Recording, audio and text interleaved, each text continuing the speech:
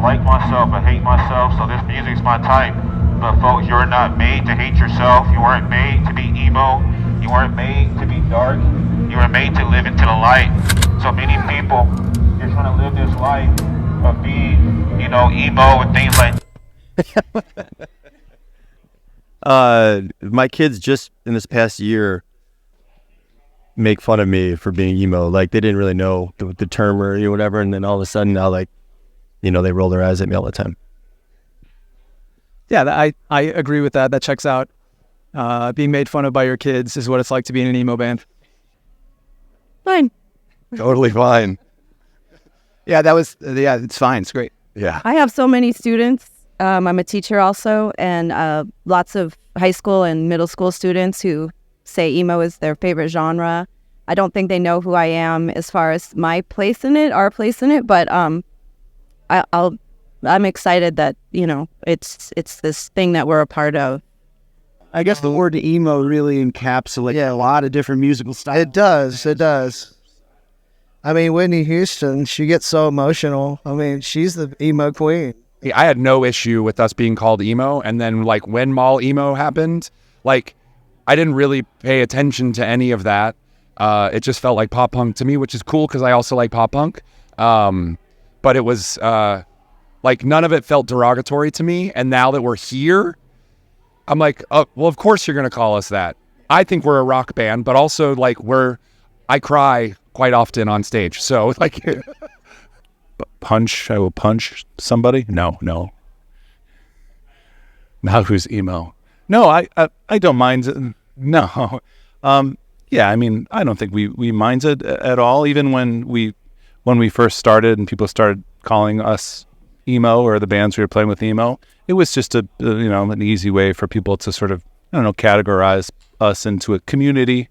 Once it got to be a bit of a derogatory term, then it was like, well, that kind of stinks. But I'm glad that, the newer bands are kind of helping take it back, so to speak. And like this fest is a good example of, how far we've come in the emo community. I feel like there's so many sub-genres of what we did. And then like Crash Test Dummies, like kind of ripped all of them off. And then Hootie and the Blowfish. And you remember you got that Hootie and the Blowfish tattoo on your back? And you were like, Darius Rucker is the best. When I met these guys, I did have a Grateful, not surprising, I had a Grateful Dead sticker on my car at our second band practice. Yeah. You peeled it off. I did? You and Justin peeled it off and put a Gigi Allen sticker where... No. Who's Gigi Allen now?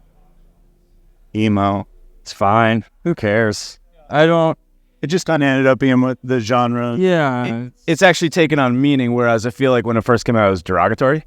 It was meant to like kind of poke fun at stuff that wasn't hard enough or whatever, or people showing their emotions with this kind of insulting. It was totally insulting, and now it's an easier way to say I'm in this genre.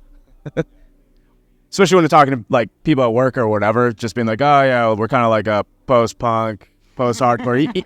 And then I go emo band, and they're like, oh yeah, okay, all right. I think everyone has learned to embrace the word that we all used to hate.